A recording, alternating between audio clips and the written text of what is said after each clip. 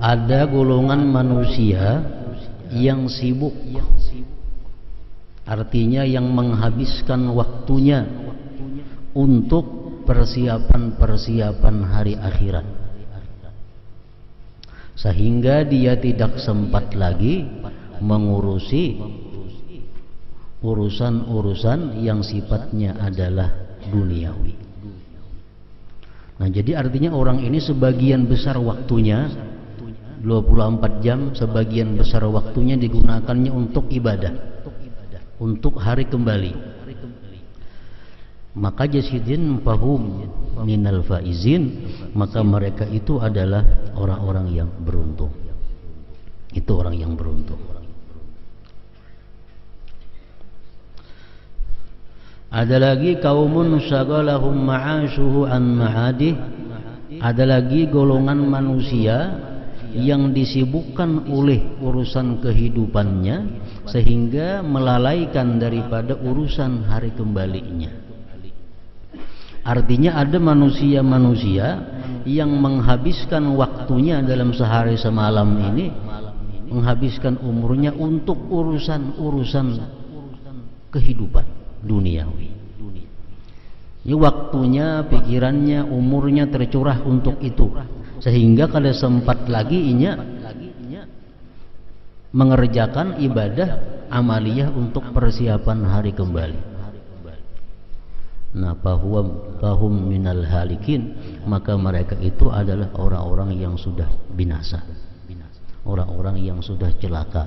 Kenapa? Karena dia akan kembali ke suatu tempat yang tidak dia siapkan sebelumnya. Ada golongan yang ketiga, wa qaumun yastagilu bihima. Ada satu kelompok lagi yang bekerja kedua-duanya. Dia urusan akhirat dilakukannya, urusan amaliyah ibadah diperbuatnya, urusan kehidupan dunia pun dilakukannya. Nah, orang seperti ini fahum minal mukhatarin, mereka ini pun masih tergolong orang-orang yang dalam keadaan bahaya. Masih dalam keadaan bahaya. Jadi apabila kita membagi waktu kita, membagi umur kita, separuh untuk urusan akhirat, separuh untuk urusan dunia, nah ini masih dalam keadaan bahaya. Masih dalam keadaan bahaya. Nang beruntung cuma adalah satu orang yang menghabiskan umurnya itu kebanyakan dalam hal urusan akhirat, sedikit urusan dunia. Perkataan Yahya bin Mu'adz radhiyallahu anhu.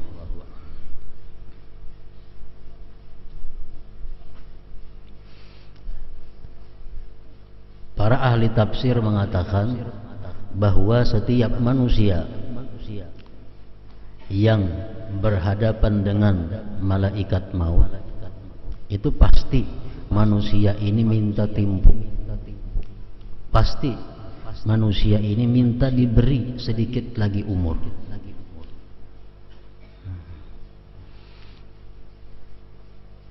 Sudah datang malaikat maut, sudah kita lihat malaikat maut hendak mencabut roh, maka manusia ini yang pertama-tama disesali adalah banyaknya waktu yang tersia-sia. Itu yang paling disesali. Banyaknya dahulu waktuku yang terbuang-buang. Nah, sekarang sedetik pun minta waktu kada diberi waktu lagi.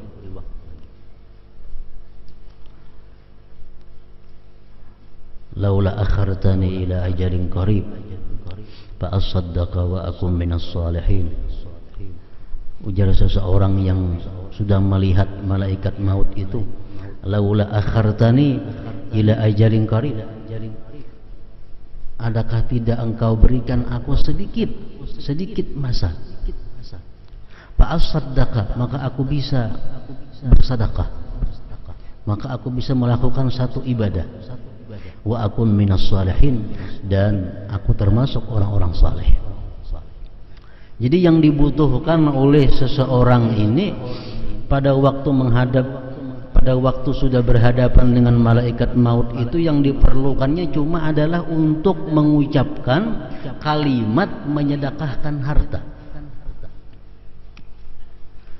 Minta kepada malaikat maut supaya diberi waktu.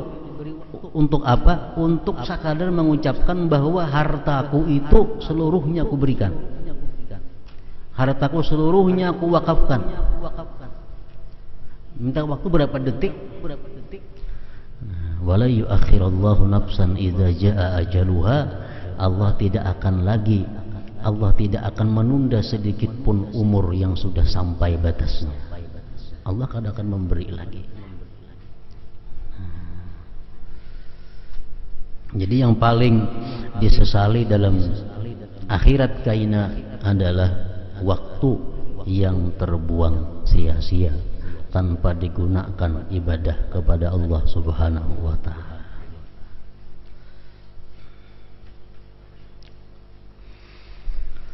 Dalam bait di atas, Sayyid Abdullah bin Alawi Al-Haddad rahimahullahu ta'ala mewasiatkan agar manusia memanfaatkan umur dan waktu yang berlalu dengan cepat, membawanya menuju tanah airnya, yaitu negeri akhirat.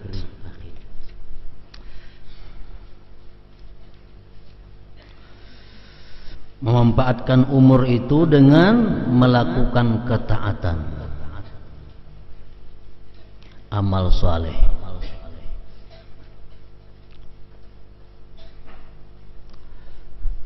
Sebagaimana telah diwahyukan dan diwasiatkan oleh Allah Subhanahu wa ta'ala dalam wahyunya, wa min ana'il laili fasabbih wa atrafan nahar la'allaka tardha.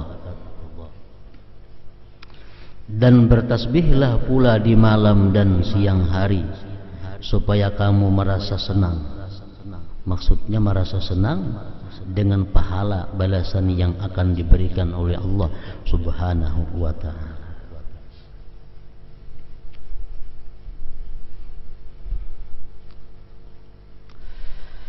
Sepanjang malam dan siang hari merupakan umur. Sebab umur adalah saat dan waktu yang telah berlalu. Itu ngarannya umur. Allah Ta'ala mewahyukan, wazkurisma rabbika bukratan wa asila wa minal laili fasjud lahu wa sabbihhu laylan tawila.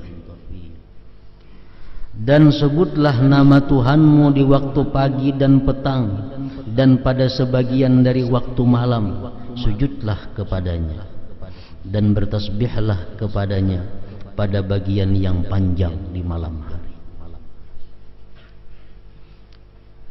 Rasulullah sallallahu alaihi wasallam mengatakan, ujar Nabi kita, wala yushaddad dina ahadun illa walabahu.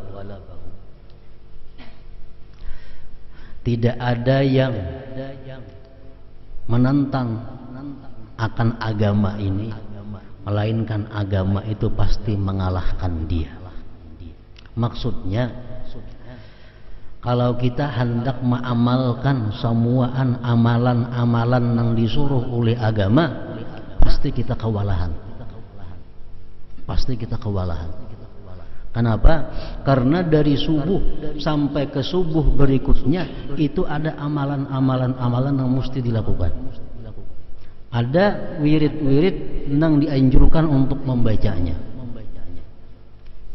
Nah, jadi kalau kita hendak mengamalkan seluruh anjuran-anjuran agama ini, kita dikalahkan oleh agama. Kita kada mampu. Mampu paling di waktu muda, karena sudah waktu tua kada mampu lagi. Nah, lalu ujar Nabi kita, wa qaribu wa saddidu fasaddidu wa qaribu wa abshiru. Kalau kada kawa menjalankan anjuran-anjuran agama itu seluruhnya, maka ambillah nang dekat. Ambillah nang dekat. Artinya kalau kada kawa samuaan, nang parak samuaan barang. Nang kada kau parak samuaannya barang. Nah, jadi artinya kalau kita kada kau mengambil keseluruhan agama, ibadah-ibadah yang dianjurkan agama itu, maka kita ambillah yang apa kita mampu untuk melakukannya. Wasta'inu bil ghadwati war rawhati wa syai'in minad dujlah minad duljati wa syai'in minad duljah, dan mintalah pertolongan ujar Nabi di waktu pagi, di waktu petang, dan di waktu sedikit malam hari. Artinya kalau kita kada kau beribadah full 24 jam kepada Allah Subhanahu wa taala, kita ambil 3 waktu. Waktu yang pertama ghadwah, waktu pagi. Yang kedua rauhah, waktu petang. Yang ketiga wasyai'in minad duljati, dan sedikit daripada malam. Nah, kalau kita kada kawa menghabiskan waktu itu untuk wirid, untuk taat kepada Allah. Makanya banyak hadis-hadis daripada Rasulullah yang menyuruh kita membaca ini di waktu petang, baca ini di waktu pagi, baca ini di waktu malam. Nah, ini apa gunanya? Supaya kita bisa menjalankan apa-apa yang disuruh oleh Rasulullah itu dengan mudah. Ada amalan yang disuruh Nabi kita membaca pagi sore. Ada amalan yang disuruh Nabi kita membaca pagi aja. Ada amalan yang disuruh Nabi kita membaca petang aja. Nah, ini apa? Untuk memudahkan kepada kita. Padahal amalan yang jam 8 mestinya ada, jam 9 ada, jam 10 ada, 11 ada, 12 ada, 1 ada, 2, jam 3 ada, sampai 24 jam itu sebenarnya ada wirid-wirid nang dibaca. Cuma kita kada mampu, kita dikalahkannya. Nah, jadi ambil nang 3 perkara itu jangan sampai dilewatkan. Nang pagi, nang petang, dan sedikit daripada malam hari. Syai'in minad duljah.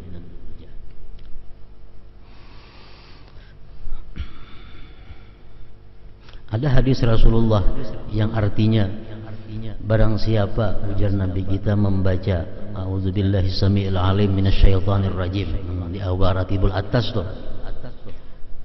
3 kali, lalu akhir surah Hasyr di 3 ayat, law anzalna hadzal Qur'an ala jabalin itu sampai seterusnya. Barang siapa ujar Nabi membaca itu di waktu pagi, maka Allah menyerahkan kepadanya 70 malaikat, 70.000 malaikat. Nah, apa tugasnya malaikat yang 70.000 ini? Yusalluna alaih, memintakan ampun kepada Allah terhadap orang yang membacanya. Dan andai kata dia pada hari itu mati, maka dia mati sebagai syahid. Nah, apabila dia di petang hari membaca demikian halnya, nah, untuk malamnya pun berlaku seperti yang siang tadi. Nah, makanya ini amalan Nabi kita memberi subuh, imbah asar atau imbah maghrib. Imbah asar termasuk petang, imbah maghrib termasuk juga. Jadi amalan yang dibaca sore jadi itu boleh imbah maghrib, boleh imbah asar. Nah, jadi kalau kita membaca misalnya a'udzubillahi samiil alim minasyaitonir rajim 3 kali, baca law anzalna sampai habis. Kita baca imbah asar atau imbah maghrib, nah kita diserahi oleh Allah malaikat 70.000 yang memintakan ampun kepada kita. Dan andai kita mati malam ini, kita mati sebagai syahid. Nah, jadi amalan-amalan yang seperti ini jangan dilewatkan lagi. Kenapa? Karena sudah kita kada kawan nang pul 24 jam nang di sini barang kawa. Nah, itu nang besukan lawan kamarian. Ada lagi amalan Rasulullah yang menyuruh kita membaca kamarian. Man qala hina yumsi, siapa yang berkata di waktu petang, raditu billahi rabba wa bil islami dina bi Muhammadin nabiyya. Nah,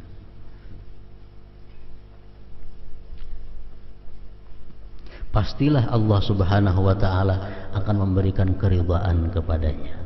Karena haqqan 'ala Allah ayyurdiyahu. Pasti Allah akan meridai orang tersebut. Kalau kita kamarian baca, baik imbah asar atau imbah maghrib, raditu billahi rabba wa bil islami dina wa bi muhammadin nabiyya. Allah meridai akan dia. Nah ini nang di kamarian, nang bisukan.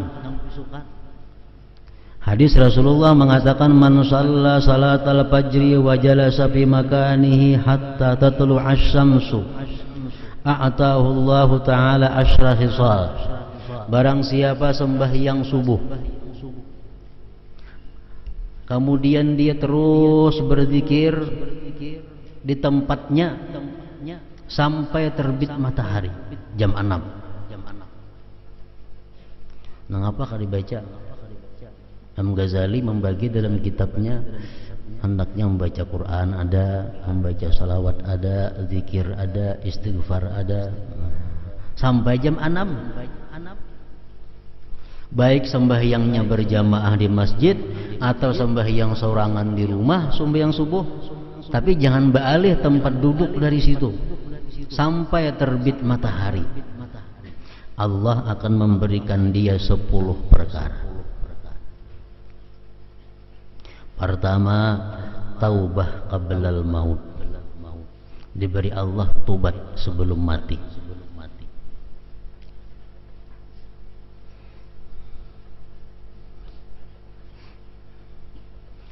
Wasaniha, yang kedua, ujar Nabi kita, barakatum bi rizqi. Barakah pada rezekinya. Rezeki yang berberkah ini rezeki yang menolong kita untuk ibadah. Rezeki yang berberkah itu rezeki yang membawa kita kepada taat lawan Allah. Kalau rezeki yang membawa kita kepada maksiat, itu rezeki yang tidak diberkati oleh Allah. Yang kedua, barakatun fi rizqih, barakah rezekinya. Wasalisuha, yang ketiganya, salamatun fi badanihi, selamat pada badannya. Artinya kita kada akan karena penyakit yang bisa mengurangi badan kita. Macam orang karena kusta itu kan mengurangi badan, ditatak. Selamat daripada badannya. Warabi'uha, yang keempat, ujar Nabi, mahabbatun fi qulubil khalqi, kecintaan di hati makhluk kepadanya. Yang keempat, mahabbatun fi qulubil khalqi. Wa khamisuha, yang kelima, yurfa'u anhu dhikul aish, diangkat daripadanya kesulitan hidup, kepicikan hidup. Wa sadisuha, yang keenam, yakhruju minad dunya bi kalimatil ikhlas, dia keluar daripada dunia artinya mati mengucapkan kalimat ikhlas, la ilaha illallah.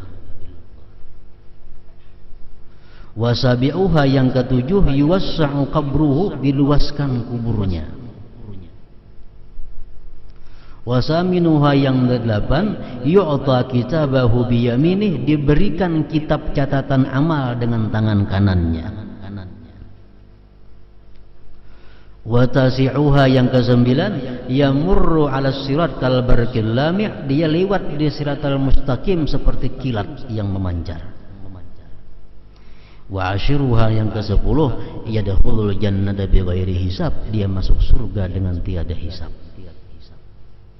Nah, ini orang nang sembahyang subuh duduk kada beralih-alih, bacaan, berzikir, berselawat, membaca Quran, membaca tasbih, membaca istighfar sampai terbit matahari. Nah, 10 perkara itu diberi oleh Allah Subhanahu wa taala. Nah, ini amalan yang dianjurkan Nabi kepada kita waktu beisukan. Ada hadis lain lagi, sembahyangnya berjamaah. sembahyangnya berjamaah dan duduk kalau berpindah pada situ, bacaan berzikir sampai terbit matahari, kemudian dia sembahyang isyraq 2 rakaat, hanya buliknya ke rumahnya. Nah itu dapat 10 perkara ini juga, ditambah lagi pahala haji yang mabrur, sempurna ujar Nabi kita.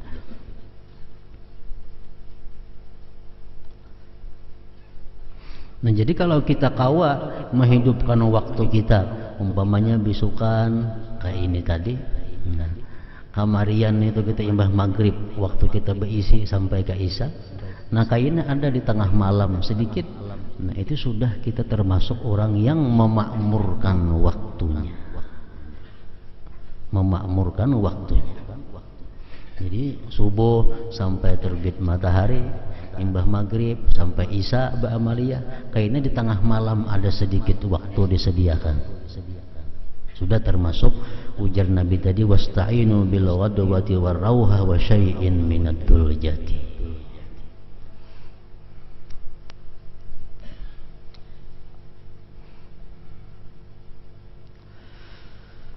Allah Jalla wa Ala berfirman, wa aqimis salata tarafain nahar wa zulafan minal lail innal hasanati yudhibnas sayyiat.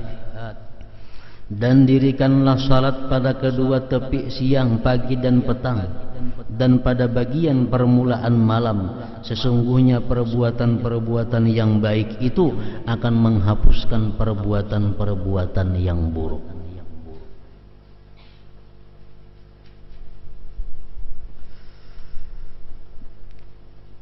Ini wa aqimis shalah tarafain nahar wa zulafan minal lail adalah sembahyang 5 waktu maksudnya. Sembahyang subuh, zuhur, asar, maghrib, isya. Kita sembahyang yang 5 waktu itu adalah menghapuskan perbuatan-perbuatan yang buruk yang kita lakukan di sela-selanya, di tengah-tengahnya. Kita sembahyang subuh, imbas sembahyang subuh ada kita melakukan dosa-dosa, karena sembahyang zuhur menghapuskan dosa tadi. Imbas sembahyang zuhur melakukan pulang ada dosa-dosa, begitu sembahyang asar menghapuskan dosa-dosa tadi. Imbas asar berbuat dosa pulang, sembahyang maghrib menghapuskan dosa-dosa nang imbas asar, itu sampai seterusnya. Nah, yuzhibna sayyiat. Asalkan ujar Nabi kita dijauhi dosa-dosa yang besar. Majtuni batil kabair, selama dijauhi dosa-dosa besar. Jadi kalau dosa kecil saja dapatnya sampai yang 5 waktu ini terhapus dengan sendirinya.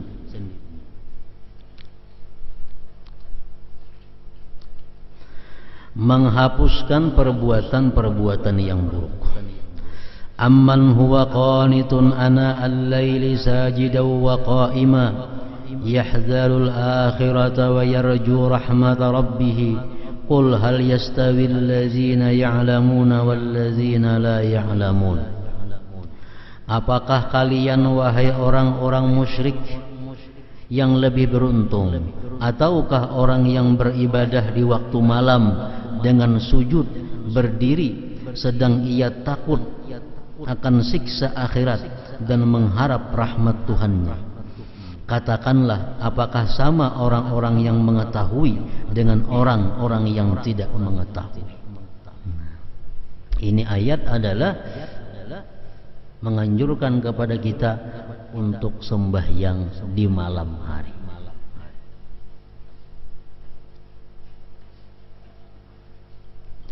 Walladzina yabituna li rabbihim sujjadan wa qiyama, dan mereka yang melewatkan waktu malamnya dengan bersujud dan berdiri untuk Tuhan mereka. Rasulullah mengatakan, ujar Nabi kita, man qama bi asyri ayatin lam yuktab minal ghafilin. Orang yang bangun malam, lalu dalam bangun malam itu dia sembahyang, dia membaca 10 ayat daripada Al-Quran, maka dia tidak ditulis sebagai orang yang lupa, dia tidak ditulis orang yang lalai. Artinya kita bangun malam hari, baik pukul 4 bangunnya, Sembahyang kita 2 rakaat membaca 10 ayat. Nah, Fatihah 7 sudah. 2 rakaat 14. Asal di malam hari. Lam yuktab minal ghafilin, tidak ditulis dia orang-orang yang lalai, yang lupa kepada Allah. Wa man qama bi mi'ati ayah kutiba minal qanitin. Kalau dia bangun malam lalu dia membaca sempat 100 ayat daripada Al-Quran, maka dia ditulis sebagai orang-orang yang taat kepada Allah Ta'ala. Dia dicatat sebagai orang-orang yang taat kepada Allah. Wa man qama bi alfi ayah kutiba minal muqantarin. Siapa-siapa yang bangun malam dan kau membaca Al-Quran sampai 1000 ayat, maka dia itulah orang yang disebut banyak beribadah kepada Allah Subhanahu wa ta'ala. Nah, jadi untuk terhindar supaya jangan kita dicap oleh Allah orang yang lalai, yang lupa kepadanya, artinya minimal 10 ayat di tengah malam itu yang dibaca. Lam yuktab minal ghafilin, dia kada ditulis sebagai orang yang lalai.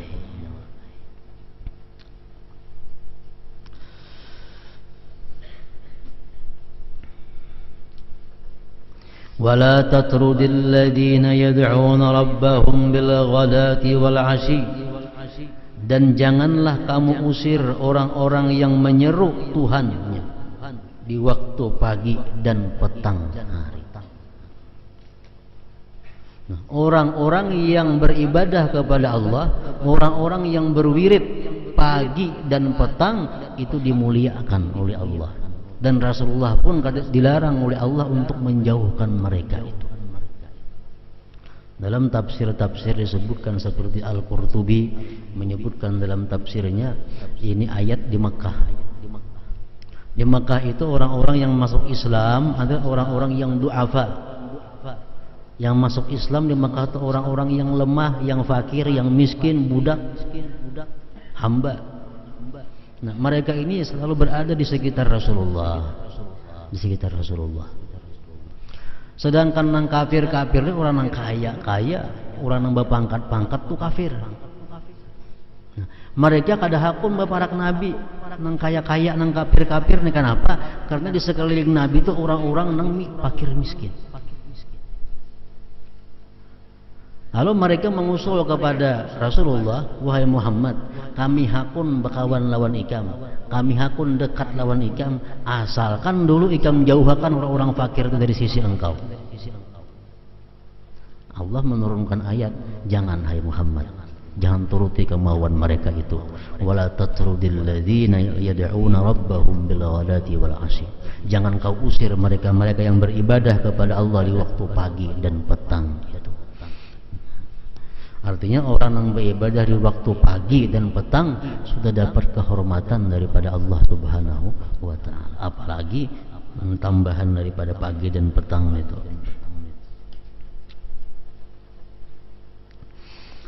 Mengisi waktu dengan mengamalkan berbagai wirid merupakan salah satu jalan untuk mendekatkan diri kepada Allah Ta'ala.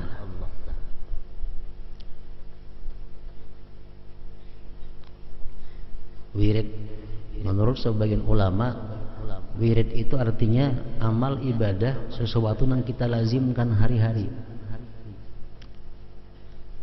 Itu artinya wirid kita.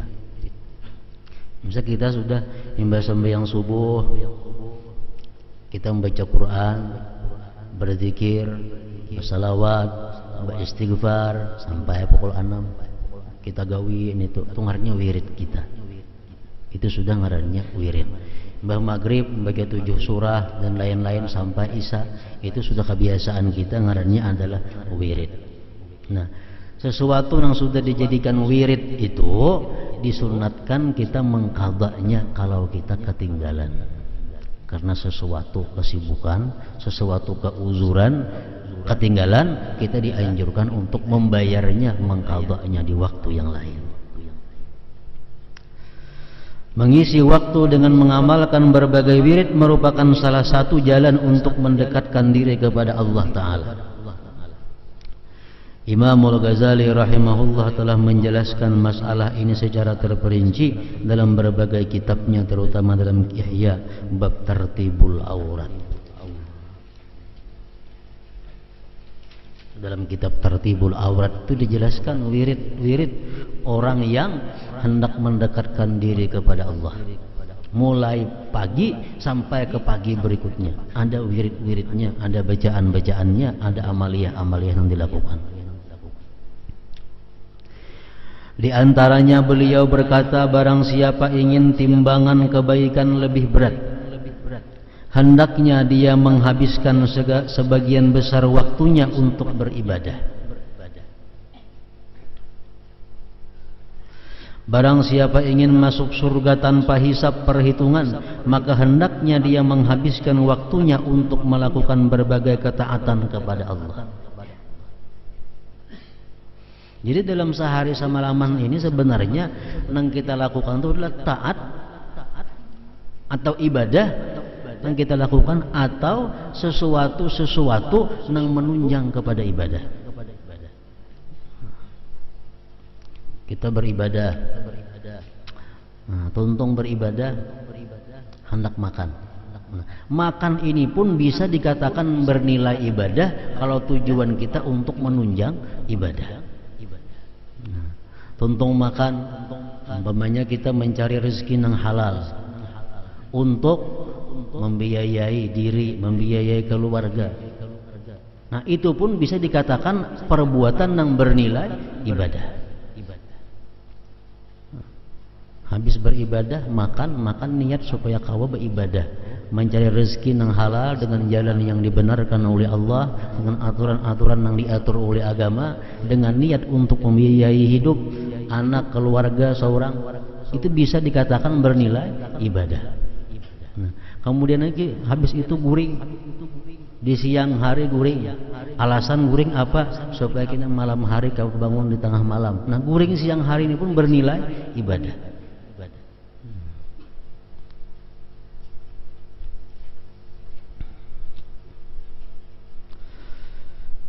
Hendaknya dia menghabiskan sebagian besar waktunya untuk beribadah. Barang siapa ingin masuk surga tanpa hisab perhitungan, maka hendaknya dia menghabiskan waktunya untuk melakukan berbagai ketaatan kepada Allah Subhanahu wa ta'ala.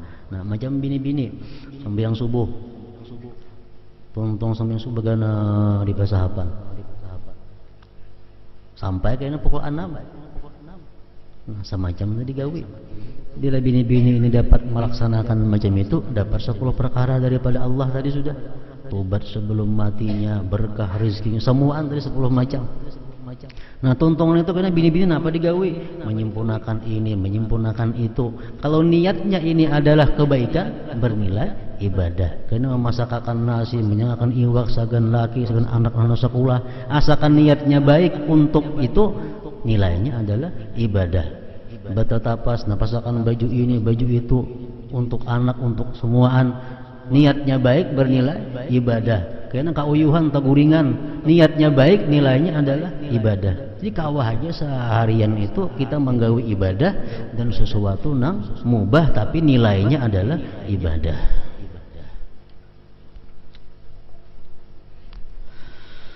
Orang yang amalnya bercampur sebagian baik dan sebagian buruk, nah, maka keadaannya sangat mengkhawatirkan.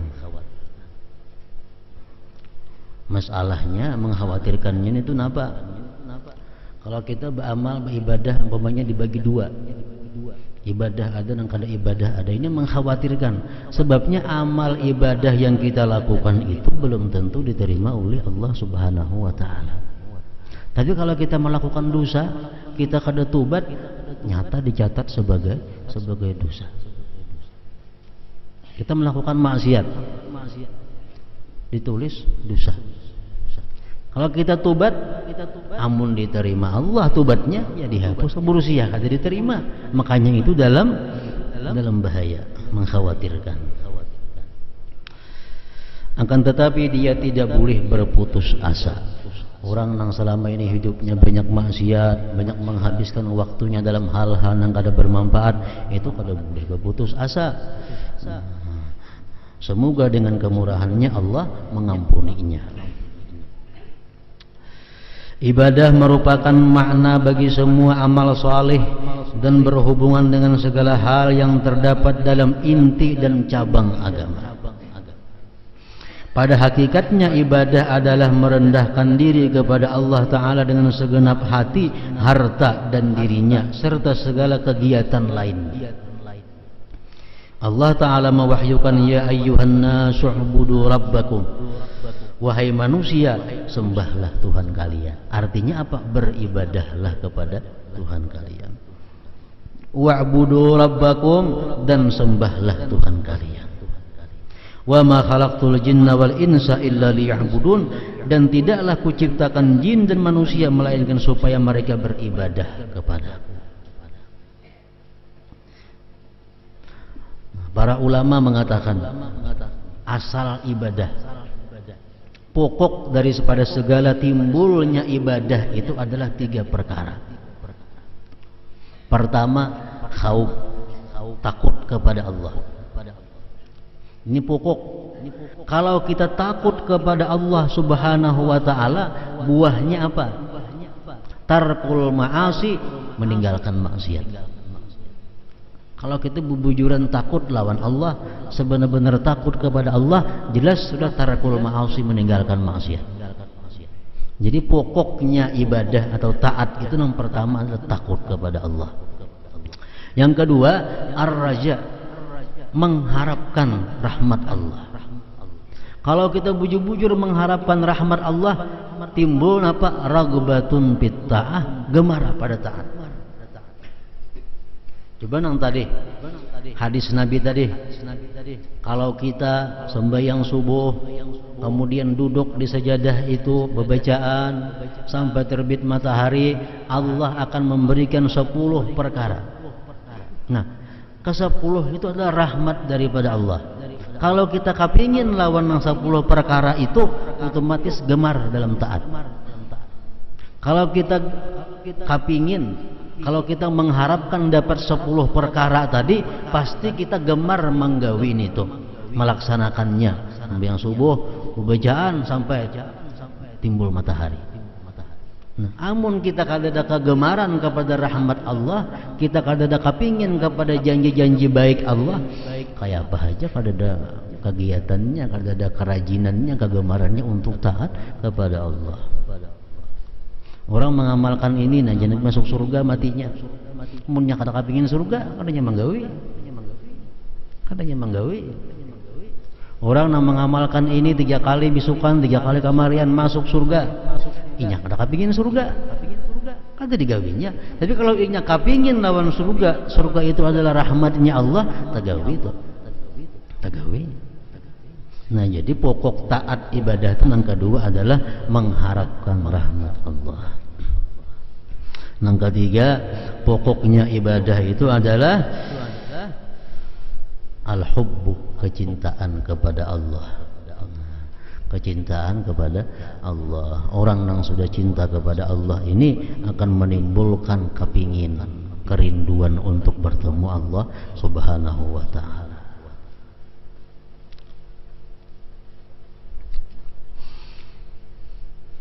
Sebagaimana ujar ba'du salaf tadi mengatakan, asal taat tadi ada 3, asal pokok maksiat pun ada 3. Nah, ini ibunya, induknya maksiat berasal dari 3 ini. Yang pertama adalah kibir, sombong. Nah, orang yang sombong ini banyak menimbulkan maksiat-maksiat lainnya.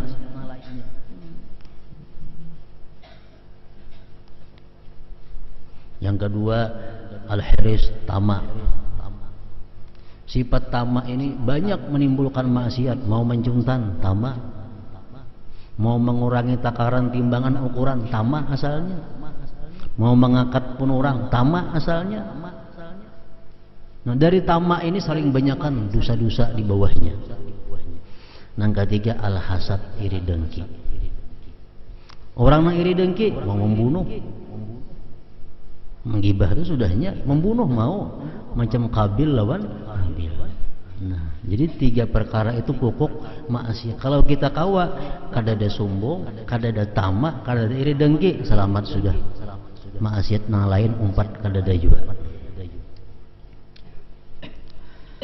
Wa ma umiru illa liya'budullaha mukhlishina lahuddin. Padahal mereka tidak diperintahkan melainkan supaya menyembah Allah dengan mengikhlaskan ibadah kepadanya Allah. Wa'budullaha wa la tusyriku bihi syai'a. Sembahlah Allah dan janganlah kalian mempersekutukannya dengan sesuatu apapun. Innal ladzina yastakbiruna an ibadati, sesungguhnya orang-orang yang menyombongkan diri daripada menyembah. Al-ayat. Orang yang mencurahkan dirinya untuk beribadah dan melakukan ibadah tersebut dengan senang hati tanpa memaksakan diri disebut sebagai abid. Abdun, hamba. Ini beribadah kepada Allah dengan senang hati, kada dengan terpaksa. Nah, ini disebut ngarannya adalah abdul, hamba. Sedangkan orang yang memaksakan diri dalam beribadah disebut muta'abbid. Orang yang melatih dirinya dengan susah payah agar bisa beribadah, itu ngarannya adalah muta'abbid. Dan seseorang itu kada bisa langsung menjadi abid kalau sebelumnya dulu muta'abbid. Maka